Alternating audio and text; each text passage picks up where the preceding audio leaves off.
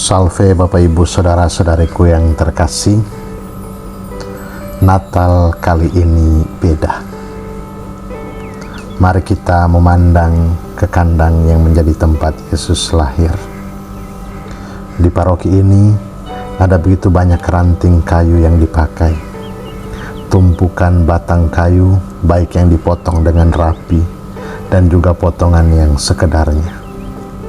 Semuanya tersusun rapi dan juga ada yang acak-acakan. Kalau lihat kumpulan gelondongan kayu ini, maka apa yang paling kuat muncul secara spontan dalam hati dan pikiran kita? Saudara-saudariku yang terkasih,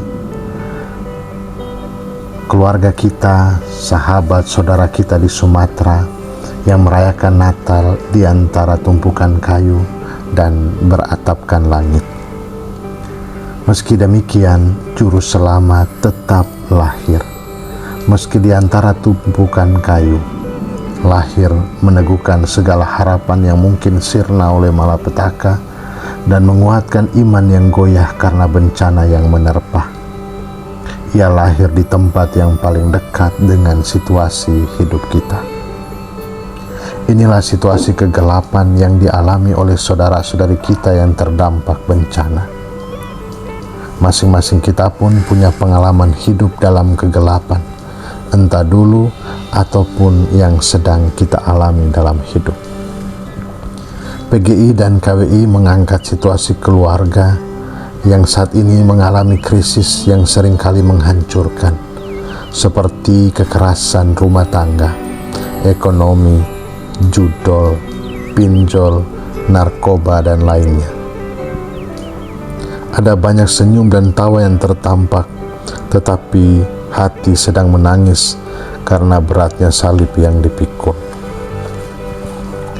Kegelapan pun juga dialami oleh para gembala yang menjaga kawanan domba.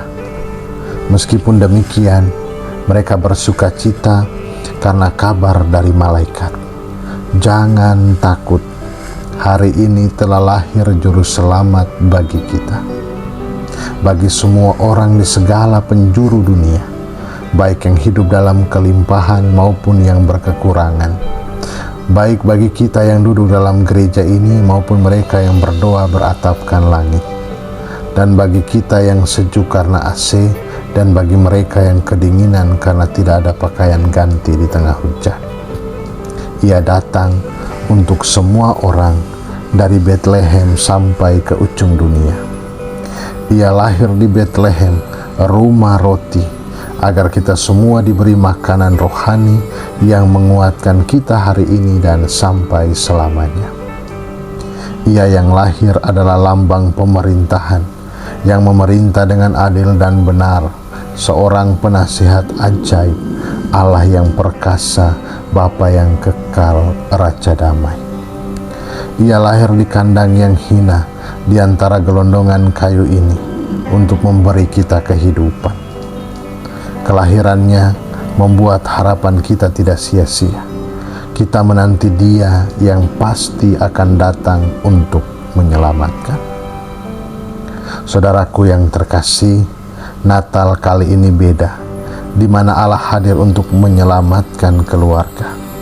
Ia hadir untuk menyapa semua hati yang sedang dalam pergumulan karena beratnya kehidupan.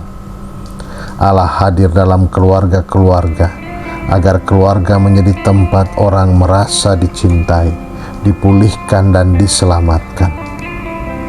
Ingatlah pesan Rasul Paulus dalam bacaan kedua malam ini.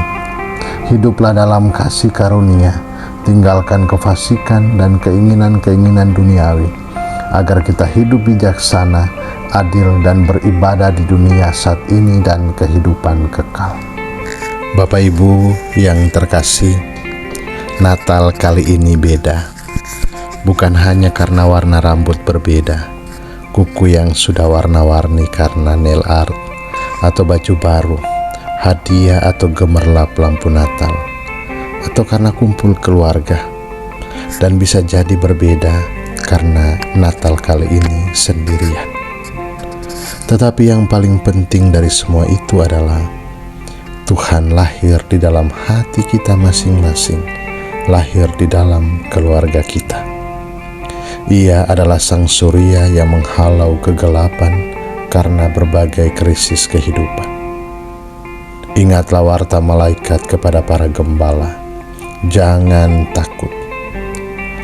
Mari kita bawa sukacita Natal ini dengan hidup lebih optimis, karena cinta Tuhan jauh lebih kuat dari apapun. Bawa sukacita Natal ini bagi sesama di sekitar kita, di keluarga, di lingkungan kerja, dan lainnya.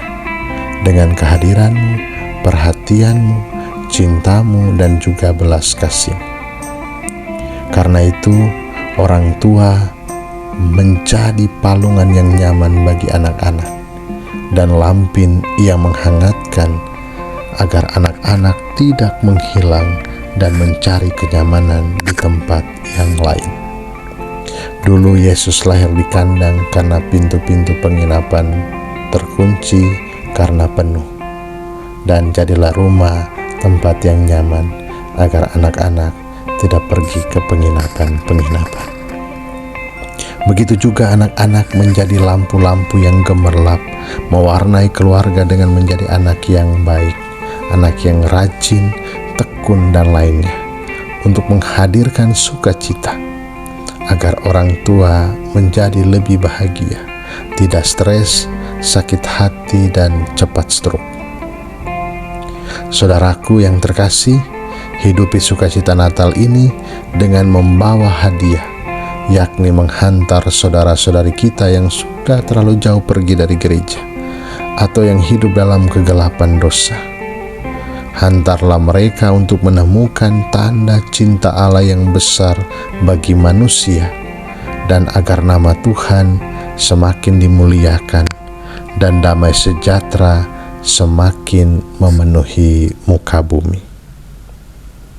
Selamat Natal, damai Tuhan bersamamu.